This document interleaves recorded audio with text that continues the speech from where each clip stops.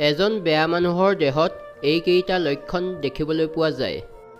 1 নম্বৰতে বেয়া মানুহে কেতিয়াও পৰাজয় স্বীকাৰ নকৰে। 2 নম্বৰতে অহংকাৰীভাৱে কথা কয়, নিজকে সকলোতে পাৰ্গত বুলি ভাবে। 3 নম্বৰতে নিজৰ স্বাৰ্থ পূৰণৰ বাবে আনৰ মনত আঘাত লগাবলৈ অলপো চিন্তা নকৰে। 4 নম্বৰতে নিজকে বহুত বুদ্ধিমান বুলি ভাবে, ভুল থাকিলেও যুক্তিতৰ্ক কৰাত লাগি যায়, হাৰ মানিব নোখোজে। 5 নম্বৰতে অলপ বেয়া পালেই মনত আঘাত দিবলৈ চেষ্টা কৰে। ভগৱান শ্ৰীকৃষ্ণই কৈছিল, সময় কাক কেতিয়া কলৈ ঠেলি পঠিয়াব কোনেও নাজানে। ভাগ্যৰ চক্ৰ কাৰ কেতিয়া কোনফালে ঘূৰিব কোনেও নাজানে।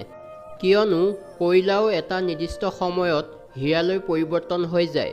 সেয়েহে কেতিয়াও কাৰো পৰিস্থিতিক লৈ উপহাস নকৰিবা।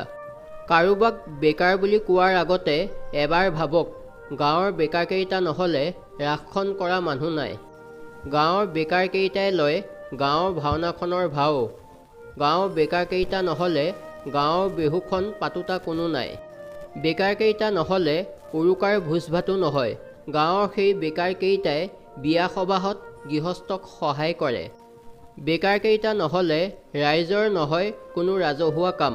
গাঁৱৰ কোনোবা ঢুকালে বেকাৰকেইজনেতো কৰে মৃতকৰ শেষ কৃত্যৰ সকলো কাম।